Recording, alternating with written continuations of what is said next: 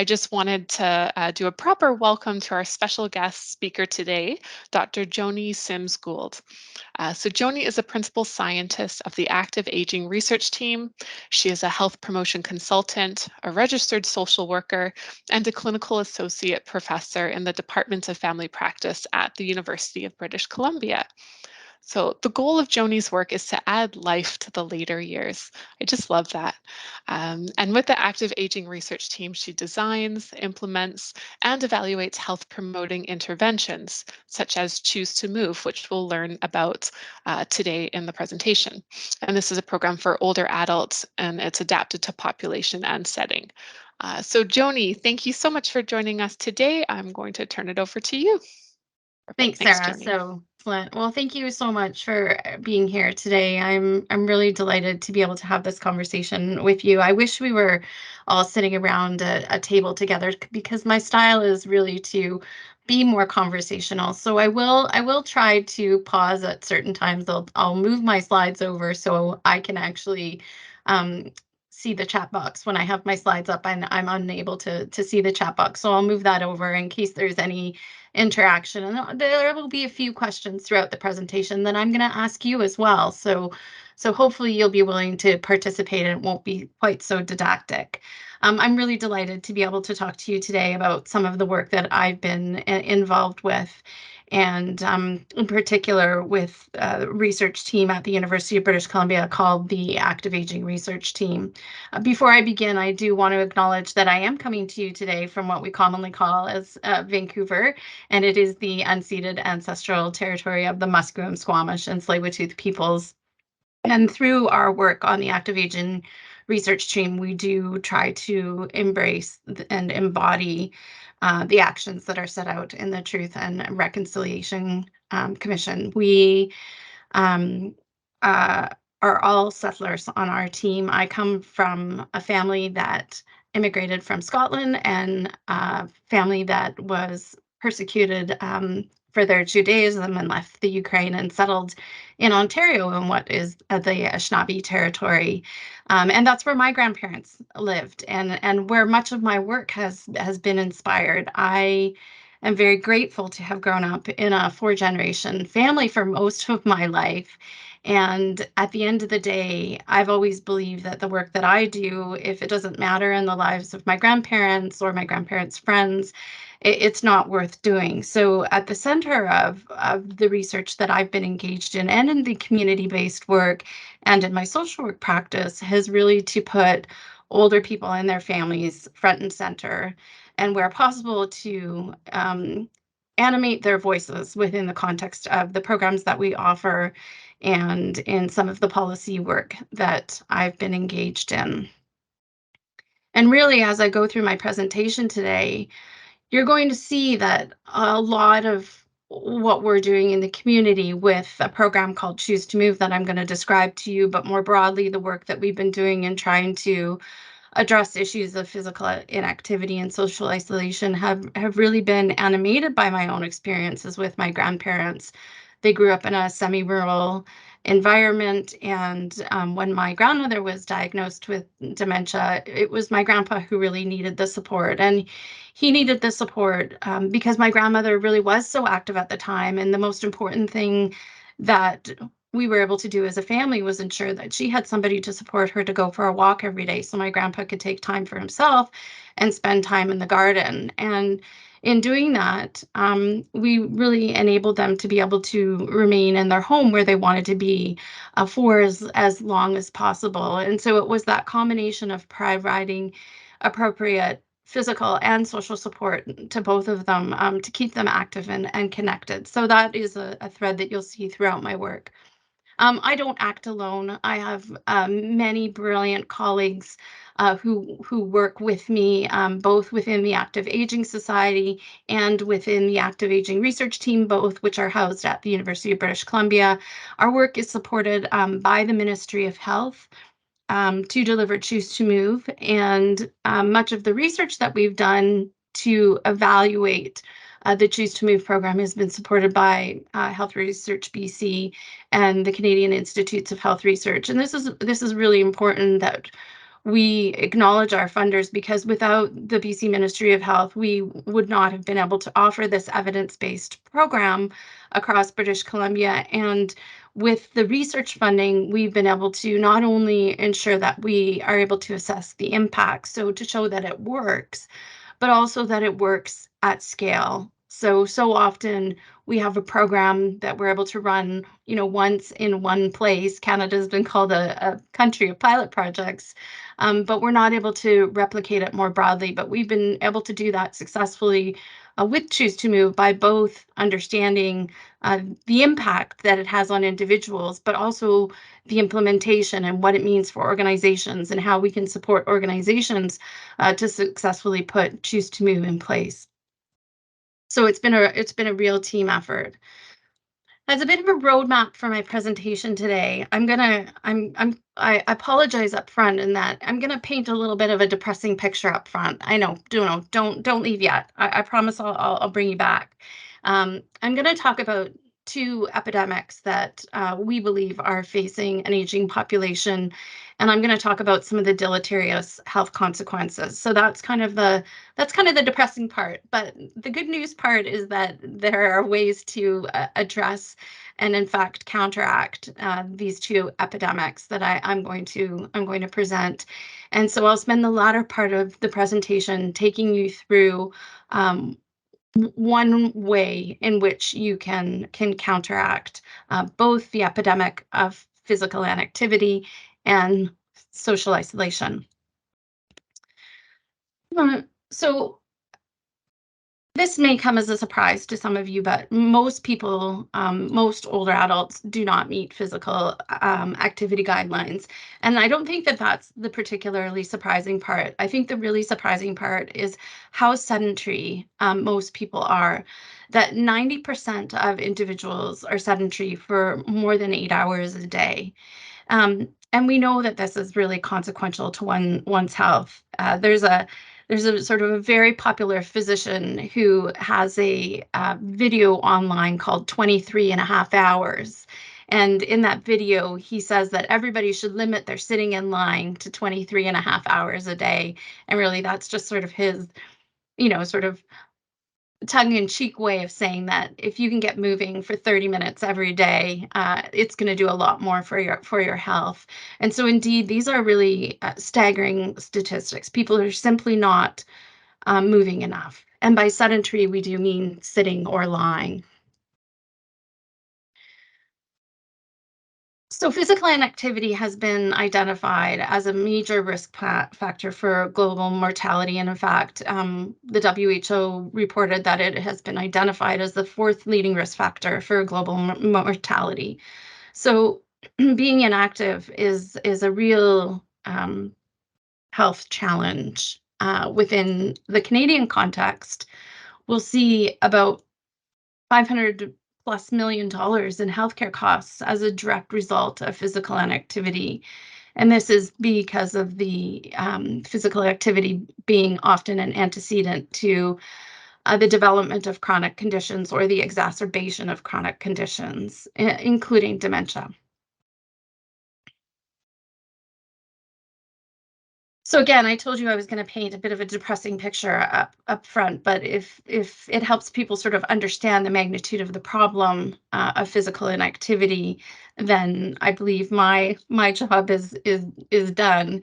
And when we look at some of the statistics related to people being physically inactive or low fitness, then in fact, low fitness kills more people than smoking, diabetes, and obesity combined. So you can see here on the left of the screen, those are both for male and female participants who have low fitness. And then on the right of the screen, the combination of the three: smoking, diabetes, and obesity. So we know that maintaining mobility, so the ability to move around, whether that be walking, running, wheeling, any form of mobility, is the best guarantee of retaining independence and being able to cope as we grow older. I hope that that everybody has access to the slides and can see. If I were to pick one particular slide that I wanted to show that I think is the cornerstone of this presentation, it would be this particular slide. And this is a slide that identifies all of the impacts related to being physically active. These are all of the benefits that being physically active can bring to to individuals. And these are not just individual lines on a slide, but each of these, and hence all of the paperwork on the left-hand side of this visual image, they are backed up in science. There are many, many, many very robust research studies to show that by being physically active, you can improve your mood, that it improves bone health, that it improves brain health, flexibility, energy, memory, weight management, mental health, happiness, sleep, decreases anxiety, decreases cholesterol, decreases cardiovascular disease, decreases arthritis pain, decreases our Alzheimer's progression, decreases diabetes risk, decreases hip fracture risk, decreases depression, fatigue, blood pressure, stress, and overall increases quality of life. I often, when I'm presenting, I provide a little picture of a couple of pills, and I say, if you could take one medication that had no contraindications, was free, and yielded all of these benefits, who would sign up for it? And I think we probably would all say, unequivocally, the evidence is clear that by being active, that it has an incredibly positive impact on one's health and well-being.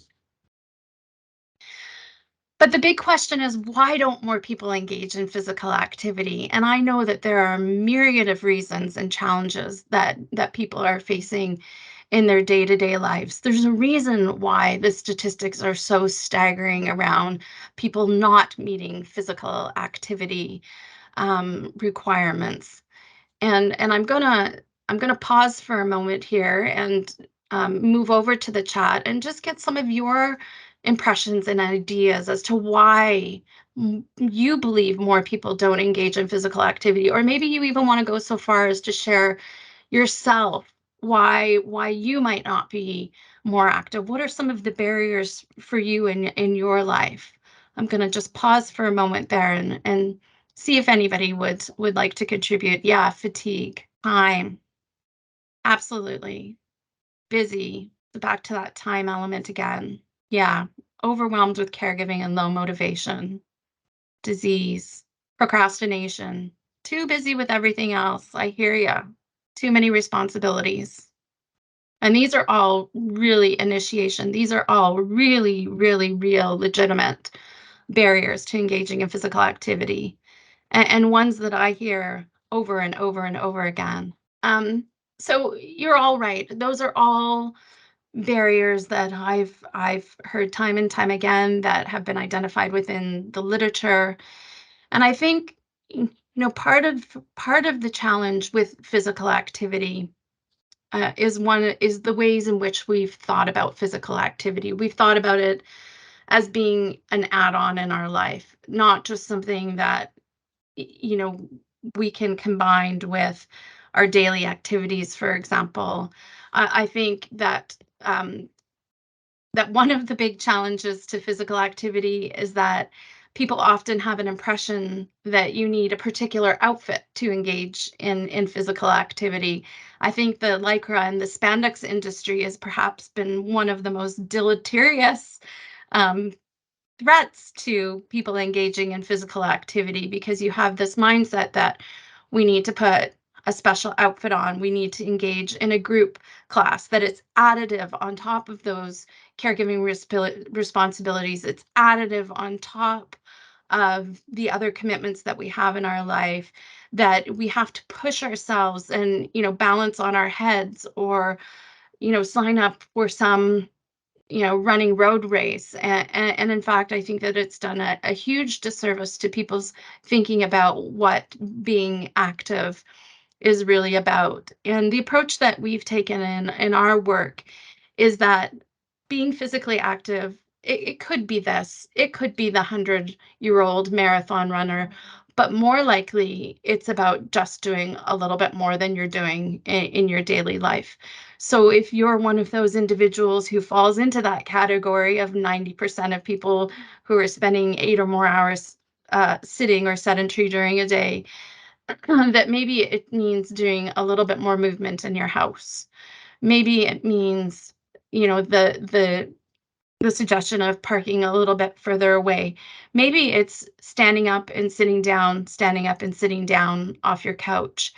And in fact, when we look at the research literature on physical activity, those individuals who are the least active that start doing just a little bit more are the ones who yield the greatest benefits.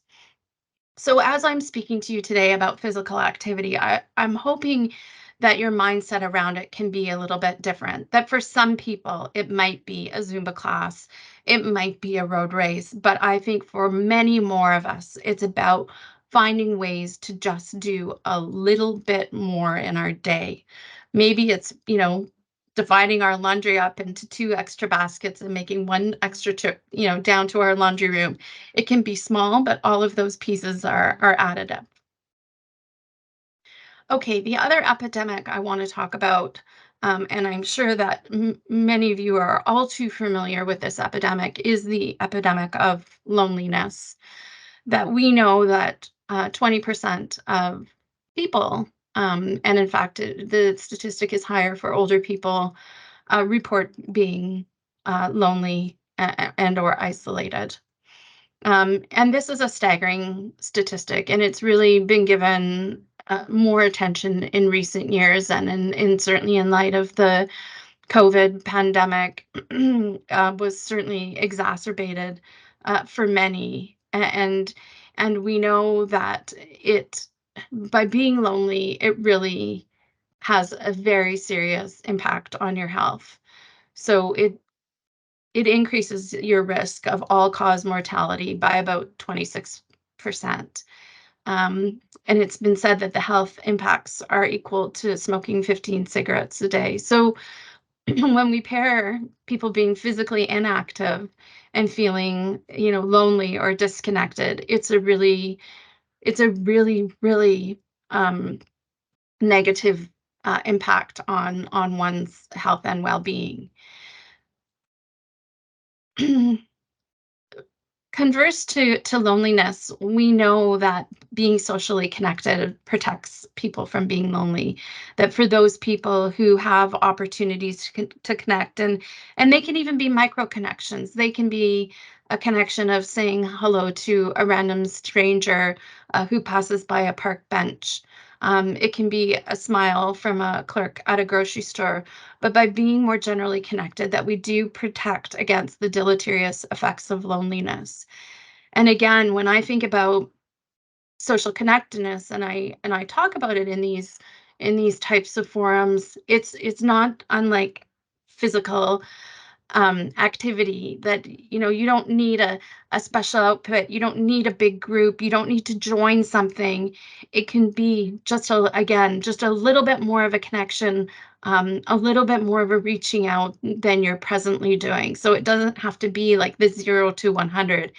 It can be, taking the time to sit on a bench, say hello to two passerbys, and the benefits to one's health are extraordinarily positive. And so if one thinks about social connectedness like physical activity, like doing just a little bit more every day, or just doing a little bit more than you're doing now, again, I know layered on top of busy schedules and all of the other pressures, that it does have a positive impact on your health and well-being. Okay. So I'm gonna turn my attention now to talk about programs that exist for physical activity programs for older adults, and how we believe that by engaging in physical activity, it can create and sustain social connectedness. So, um, in my experience in working in the physical activity arena, I would often speak to participants in programs, and they would say, I came because I knew I needed to be a little bit more active, but I stay because of the connections that I've made with people. And we know that this is a really powerful combination. And in fact, it's not the physical activity that keeps people coming back week after week. It's the connections that individuals make with one another and with those people who are facilitating activity programs. And when I say facilitating programs, I mean both in person and virtual. Choose to Move is what I believe to be one very effective solution to addressing the epidemics of physical inactivity and social disconnectedness or loneliness.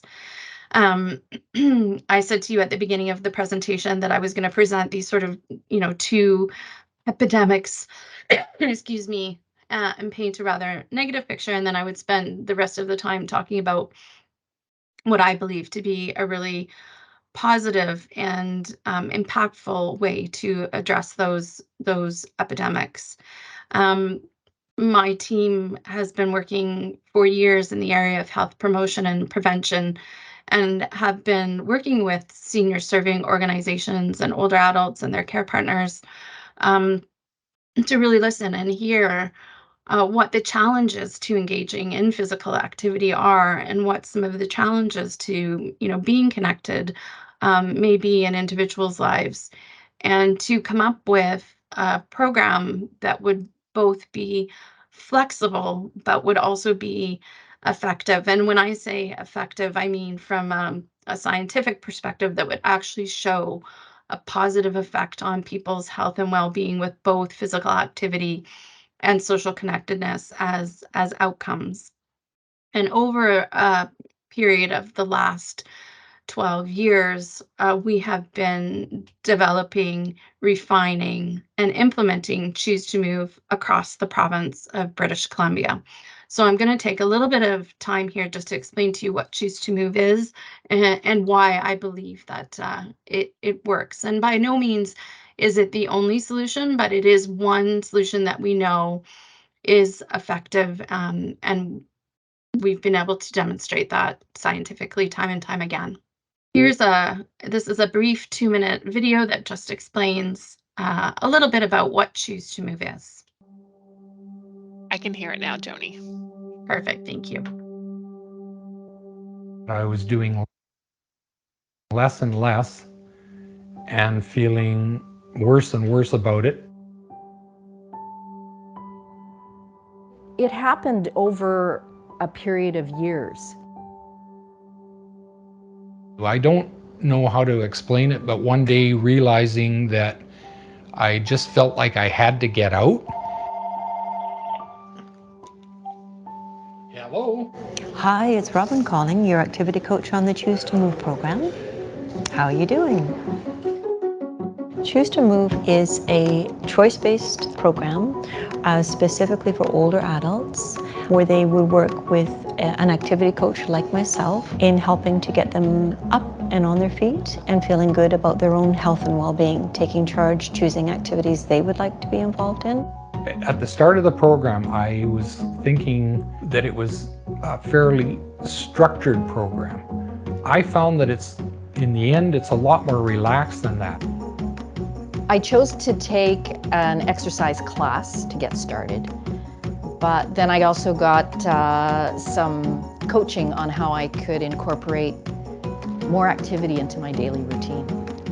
I kind of counted my blessings that I had actually been involved in the Choose to Move program, because I knew that I was already achieving some of the goals, strength and balance, and that was part and parcel of a benefit to be working on my house. There's a lot of years left in my life. I want to be able to run around with my grandchildren, and I've still got lots of bucket list items and travel destinations I've got to get to. It's not like you're told to do something, it's like you choose to do something. and I guess hence the name Choose to Move.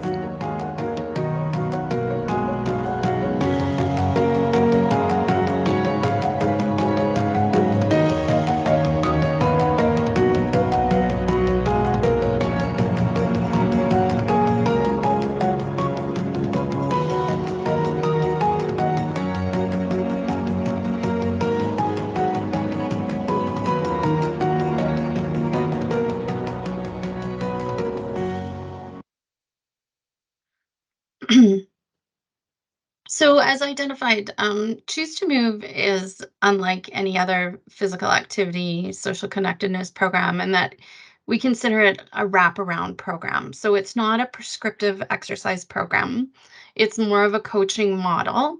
It is offered both virtually and in person, and it's typically in groups of 8 to 10 people. Each group has a trained facilitator that we call an activity coach. And that trained activity coach meets with the group over a period of 3 months, first with a one-on-one consultation, and then motivational group meetings throughout the 3-month time period. Within those motivational group meetings, there's educational sessions around barriers and facilitators to physical activity, fall prevention, bone health, a number of topics of interest.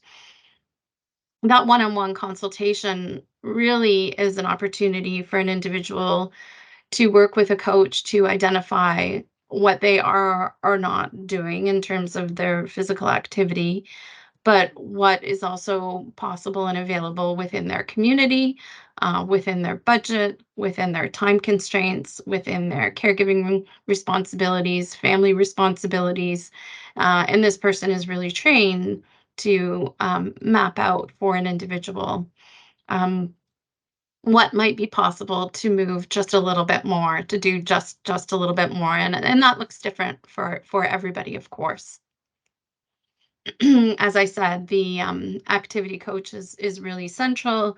We work with a couple of main delivery partners, both the BC Parks and Recs Association and the YMCA, to deliver Choose to Move. We also work with a range of small not-for-profit organizations, municipalities, neighborhood houses that also have trained activity coaches to deliver Choose to Move um, in more smaller corners within the province, where there may not be a recreation center, for example, or a YMCA.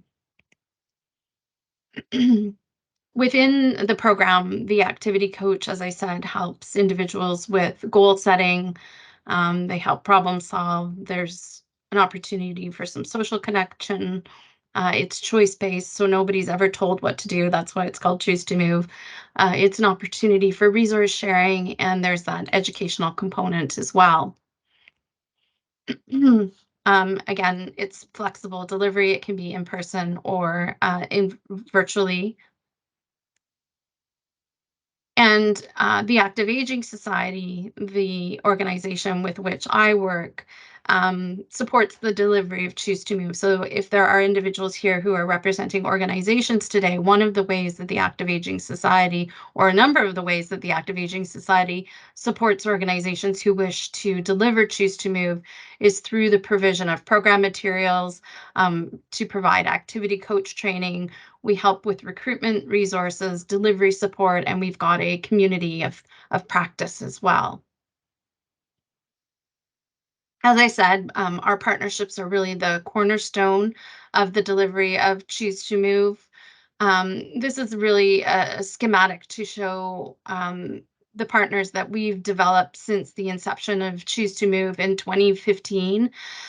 We started working with our two provincial partners, BC Parks and Recs and the Y, and then in the next phase added a number of local level partners. So everything from working with the village of Grand Isle, for example, to Frog Hollow Neighborhood House. And then more recently, we've added more local level partners, again, who are delivering Choose to Move in their communities. So to date, we've delivered Choose to Move to over 8,000 older adults across the programs through 800 programs at 95 unique sites, and have trained over 200 activity coaches. As I said, we've been able to show the impact of Choose to Move, increased physical activity, increased social connectedness, decreased loneliness, and increased access to community resources. We hear from participants the profound impact that it has had on their individual lives. We've had participants note the friendships that they've made within the program. One participant, as you can see here, has said that as a result, they found 2 wonderful friends to walk with, and usually walk 2 or 3 times a week. We also hear about the social support people have received through the development of this new network within the Choose to Move program. And in particular, that Choose to Move is one tool, for example, towards widening a circle to keeping yourself active and keeping your mind active. So in addition to the 3-month Choose to Move program, which I should mention is free, it is a free of charge program. We have a number of other resources that the Active Aging Society offers in addition to enrollment in the Choose to Move program. If you're interested, we also have, you can sign up, and we have a Get Active portal, which has a collection of resources that have been curated by our team, again, that are evidence informed, that you can do at home at your own leisure. And again, in the spirit of doing a little bit more where you can. Some of the focus of these modules are on strength, balance, flexibility, chair exercises. There are printable resources as well as the online resources. So this is really, I would say, the Get Active portal is a real treasure trove of physical activity and connectedness resources. We also have a Choose to Move check-in email that you can subscribe to, and it provides tips on how to stay active at home, information about resources, often where Choose to Move programs might be running in your community, and often a little motivational challenge is provided just to try to keep you motivated, and again, thinking in that direction of moving just a little bit more, connecting just a little bit more. We also have a newsletter that you can sign up for. And the newsletter has, again, a variety of resources. We try to keep it short, but highly informational. This is an example of one of our newsletters, and it provides some challenges around mindfulness and a little bit about mindfulness, and then a 30-minute gentle chair exercise yoga class. And in the resources I've given you, you can certainly sign up for our check-in newsletter. We're also on Facebook, and again, it gives you access to all of our resources. You can join through our Facebook page if that's where you like to connect. And again, we often will put up new resources and drive individuals back to our Choose to Move website.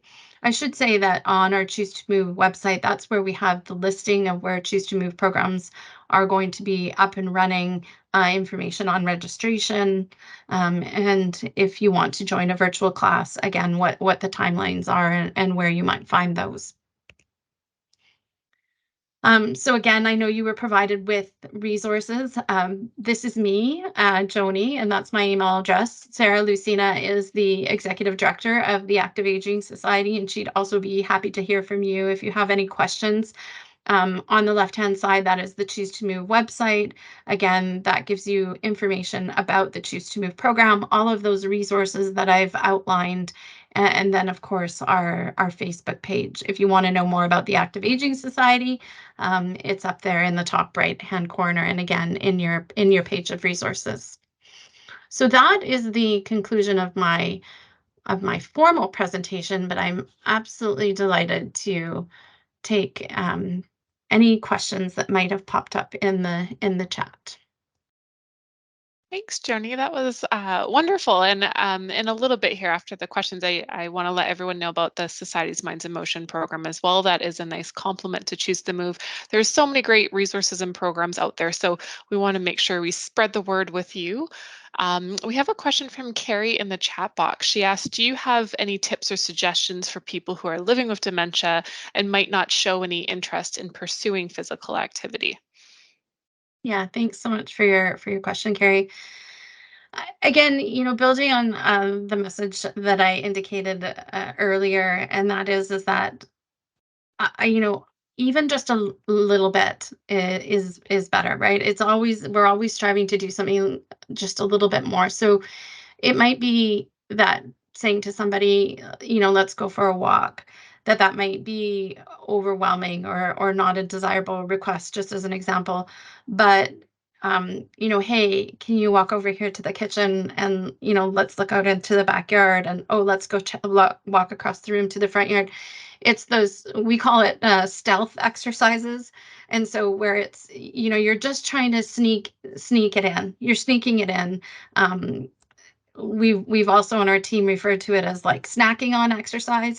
You don't need to think about it as like going to the buffet or a big meal. It doesn't need to be like that. It can be just a little snack. So again, we're talking about just a few more steps here and there, and really the science tells us it makes a huge difference. So and again, even a stand up and sit down, if somebody's spending most of their day seated, that will go a long way. If one can get a stand up and a sit down just a few times a day, can lead to big improvements. That's great, Joanie. Thank you. And I think you really hit the nail on the head when you said sort of walking with the person and that suggestion. And that's something we are going to talk a little bit more next week. We have a webinar on activities for warmer weather. We talk a bit more about that initiation piece. Yeah. So we know with dementia, with the brain changes, that it's hard for that get up and go, right? Given the changes. And so sometimes if we come alongside someone like you had mentioned and invite them and just do with them, that can really make a huge difference. Sometimes when we reference an activity to do, there's not really that context, but if we do and show and demonstrate, it makes it much more appealing and easy to join in. Ellen shared in the chat box, my mother wanted to go to the shopping mall so she would get stealth exercise walking there, which is great. Yeah, we're at that weather where you can get out and walk. Uh, And I think so, that's it, Sarah. Like, I think that's it, right? I think, if there were one message that I would want to leave with everybody with today is one, I mean, first and foremost, everybody needs to be gentle with themselves. It's we know that it's good for us, and not everyone has the time or the ability or the space to be able to engage in physical activity, but just those little bits matter. Just a little bit more matters. It doesn't have to be dramatic, and it accumulates. Small accumulation of activity throughout the day is as effective as you can break 30 minutes up into 2-minute increments, or you can go all at 30 minutes. It's the same. It's still 30 minutes. mhm. I love that idea of splitting it up. I had one person share before about when they brush their teeth, they always do sort of a march, and they lift their knees high and march while they brush their teeth. And what a great way to connect brain and body together in that movement. Yeah. Um, Sunita asked, do you have programs on the Sunshine Coast? And there's another question, are these programs available in other province? So I can speak to Minds in Motion, but if you wanted to speak to Choose to Move first, where that spans, that would be great. Yeah.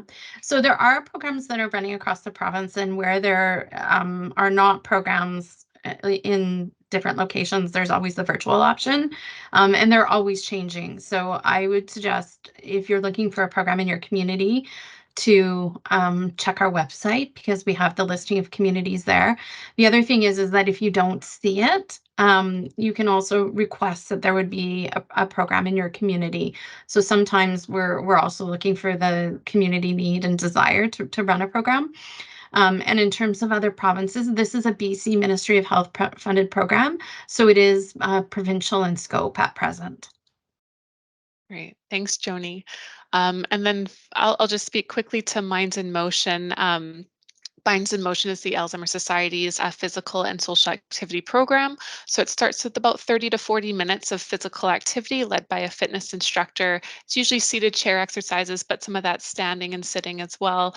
And then it's followed by about a 45-minute social activity, do different games and discussions. It's a lot of fun. This is hosted at community centers across the province. We are in person and online as well, but we are not in every community. So there might be some communities where we are not yet back in person in Minds in Motion, and then maybe there's a Choose to Move that you can participate in. But Minds in Motion, we do have it across the country. It is a standard program that all of our federation partners in different provinces also offer. So the Alzheimer's Society of Alberta, Manitoba, should have a Minds in Motion program. So look into those local provincial chapters and you'll be able to find out more information. If you wanted to join Minds in Motion at the Alzheimer's Society of BC, you can just call our First Link Dementia Helpline, and Ashton will drop that phone number in the chat box there, and we can talk with you on the phone and let you know if there's one up and running in your community. And similar to Joanie's point, if there's not one yet, let us know if you want to be added to a wait list, because once we have the interest, then we can put the program there. Right, so we have a few more questions in the chat box, which is fantastic. So I'm just going to jump back to the chat, keep them coming. Jeanette shared that she started to wear a Fitbit watch, and it's a great motivator. So I'm sure you find that a lot in your work, Joanie, with those fitness tracking devices. Yeah, again, I think it's great. Like if anything that works for you, right? And just because something works for somebody doesn't mean that it's necessarily going to work for another. I have a love-hate relationship with my Fitbit. Sometimes when I wear it, it makes me neurotic. Like I find myself running beside my bed just to get those extra 10 steps, which is kind of silly. But it can be very motivating for folks, for sure. Yeah, that's great. Uh, There was a question, are people living in care more encouraged to be active mentally and physically than seniors living at home?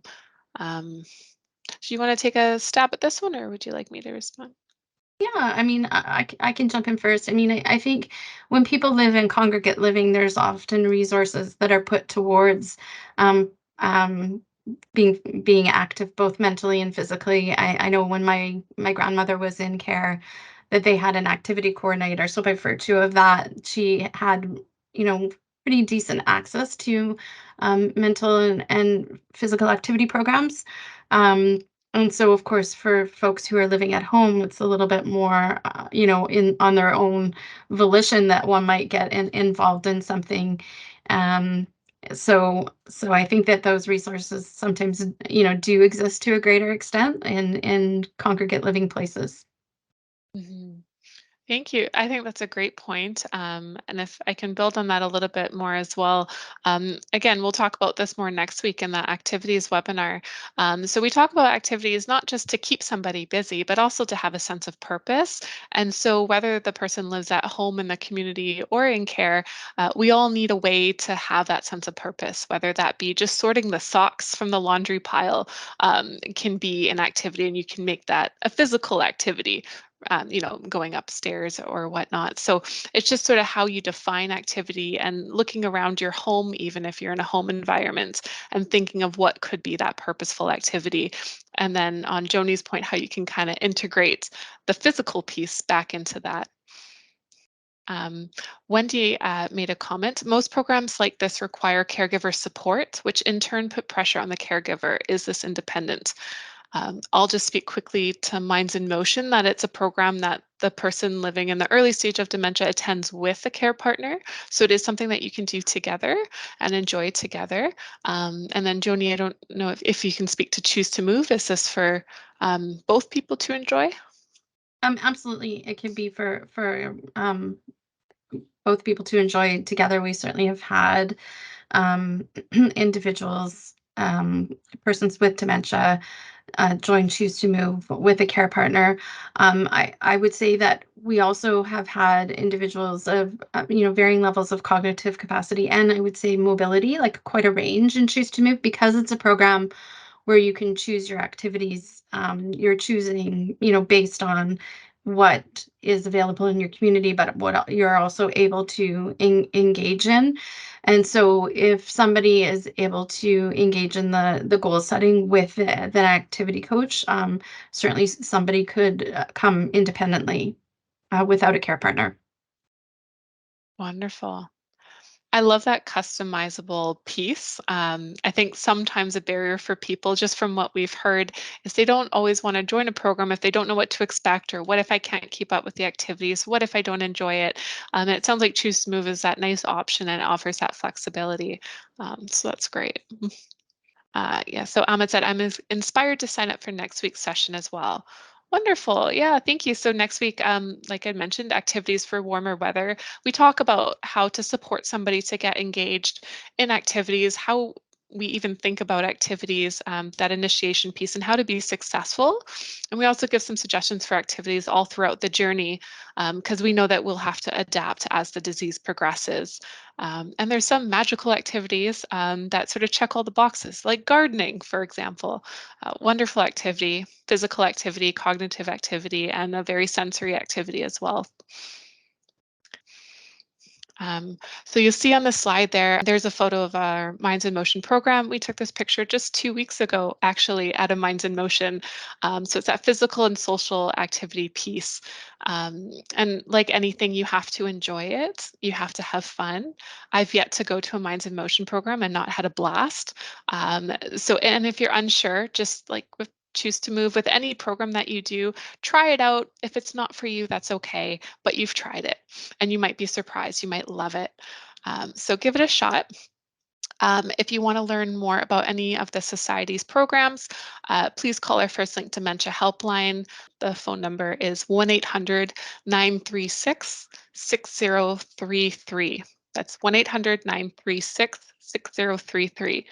And the helpline is also a resource. It's not just for program registration, but if you have any questions at all about dementia or caregiving, or you want to talk through your situation in more detail with a staff member, you can call the helpline and we can go through it with you. And the hours are 9 a.m. until 8 p.m. for our English line, Monday to Friday.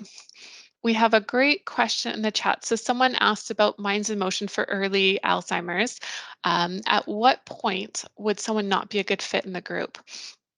So we want the person to engage and to have fun. And I think this goes the same for any of the group activity programs out there. At the point where they're not able to really fully understand and engage and get the full benefit out of it, at that point, there might be other programs that are a better fit for them, like an adult day program that's a little bit more customized to what they're needing at that time. So if you join the program and you're not sure if it's a good fit, like I said, you can try it. The Minds in Motion coordinator will have conversations with you to help identify at what point it might not be a good fit for the person, because we want to make sure that they're getting the full benefit out of it as well. Great.